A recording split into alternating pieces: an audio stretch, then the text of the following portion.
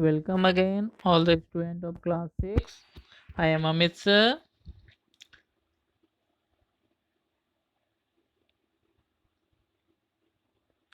Today we start the other important topics of our lesson 1.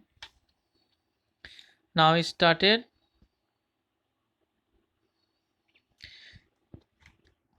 A substance will exist in the liquid state only below its boiling point. So, when a substance in the gaseous state is cooled, it will change to the liquid below its boiling point. The phenomenon is called condensation or liquefaction. Students, हमारे environment में बहुत सारे substance present है और ये substance mainly 3 state में present होते हैं, जैसा हमने अपने पिछले वीडियो में जाना था, है कि नहीं। पहला solid, second liquid and third is gaseous state. Okay, तो बच्चों कोई भी सब्सटेंस अपने बॉइलिंग पॉइंट के नीचे लिक्विड स्टेट में पाया जाता है। इसीलिए जब भी किसी भी गैसियस सब्सटेंस को कूल किया जाता है और उसका जो टेम्परेचर होता है यदि वह बॉइलिंग पॉइंट के नीचे हो जाता है तो वह गैसियस स्टेट से लिक्विड स्टेट में कन्वर्ट हो जाता है। दैट मीन्स किसी भी सब्सटेंस का गैसियस स्टेट से लिक्विड स्टेट में कन्वर्ट होने के प्रोसेस को ही हम लोग कंडेंसेशन या लिक्विफिकेशन कहते हैं। ओके, नेक्स्ट टॉपिक स्टार्ट करते हैं। Are vapours different from gases? बच्चों यहाँ हमसे यह क्वेश्चन पूछा गया है कि क्या जो वेपर्स हैं यह अलग होते हैं गैसों से? इसका यहाँ पे आंसर भी दिया हुआ है, हम इसके बारे में डिटेल से जानेंगे। Vapours are the same as gases. बच्चों वेपर जो होते हैं वो सेम गैस की तरह होते हैं। Both are in the gaseous state. Vapours और गैसेस दोनों गैसियस स्टेट में ही होते हैं। Substance that ordinarily exist in the gaseous state, example hydrogen, oxygen, nitrogen, carbon dioxide, etc., are called gaseous in the gaseous state।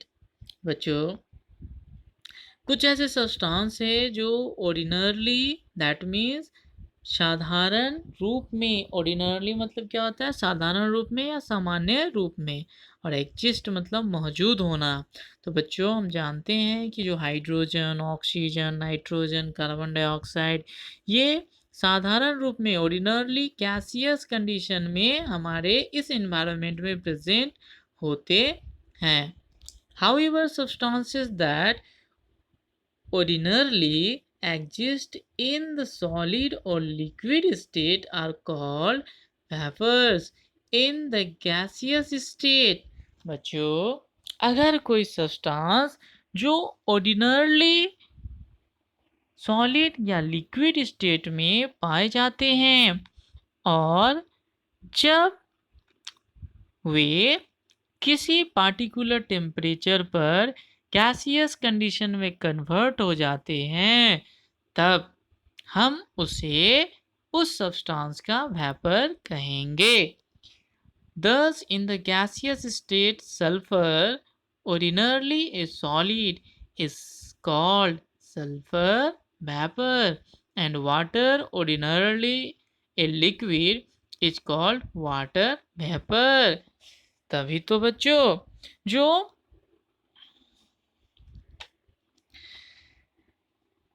जैसे sulphur जो है यह सामान्य तौर पर सॉलिड रूप में होता है, सॉलिड मतलब ठोस रूप में होता है। लेकिन जब यह किसी पार्टिकुलर टेम्परेचर पर यह गैसियस रूप में कन्वर्ट हो जाता है, तब उस गैस को हम वेपर ऑफ सल्फर कहेंगे, है ना। ठीक उसी तरह जो हम वाटर देखते हैं, हमारे घर में वाटर है, हम उसका पर डे अपने डेली लाइफ में यूज करते हैं।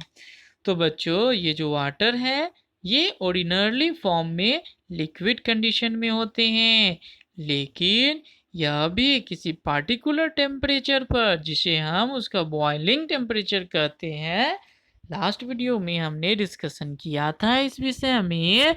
तो उस टेम्परेचर पर जब हम वाटर को ले जाएंगे तो वाटर लिक्विड कंडीशन में नहीं रहेगा, वह गैस में बदल जाएगा। तो वह वाटर जो गैस के रूप में बदल गया, उसी को हम लोग वाटर वेपर के नाम से जानेंगे। बच्चों, वेपर और गैसेस डिफरेंट होते हैं। गैसेस जो होते हैं ऑर्डिनरली स्टेट पर में भी, ऑर्डिनरली स्टेट में भी वह गैस में ही रहते हैं, लेकिन वेपर जो होते हैं ये ऑर्डिनरली फॉर्म में या तो सॉलिड या लिक्विड होते हैं। क्लियर है बच्चों? ओके, अब हम अपना नेक्स्ट टॉपिक को डील करेंगे। सम सॉलिड्स वेपोराइज डायरेक्टली। बच्चों, कुछ जो सॉलिड्स होते हैं ना, वो बिना लिक्विड में कन्वर्ट हुए ही वेपर में कन्वर्ट हो जाते हैं। Some solids vaporized without melting, a phenomenon called sublimation।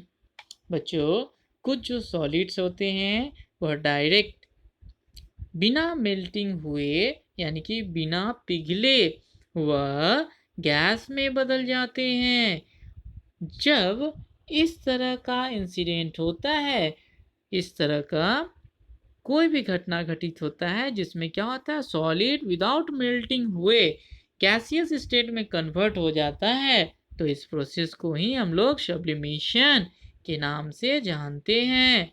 Okay, you must have observed that the mothball or an air freshener kept in the open slowly becomes smaller in size and finally disappears. In fact, it is made up of chemical called naphthalene, which sublime at room temperature. Camphor also sublime at room temperature। बच्चों, आप जो moth ball या फिर air freshener जो देखते हैं, जो आप लोग अपने घरों में भी नेप्थलीन बॉल के रूप में आप जो जानते हैं, या फिर जो कम्फोर कपूर होता है, यह क्या होते हैं, इनको जब हम रखते हैं ओपन किसी भी प्लेस पर, तो यह बिना लिक्विड में बदले सॉलिड से डायरेक्टली धीरे धीरे धीरे धीरे कुछ समय के बाद, पहले तो इनका साइज छोटा होता है, उसके बाद आफ्टर सम डेज ये डिसअपियर हो जाते हैं। दैट मीन्स ये सॉलिड से डायरेक्ट गैसियस स्टेट में कन्वर्ट हो गए, इनका मेल्टिंग नहीं होता है। तो बच्चों, यह जो प्रोसेस है इसे ही हम सब्लिमेशन कहते हैं। ओके बच्चों, आज के लिए इतना ही। Next topic composition of matter हम नेक्स्ट वीडियो में जानेंगे। Okay, thank you.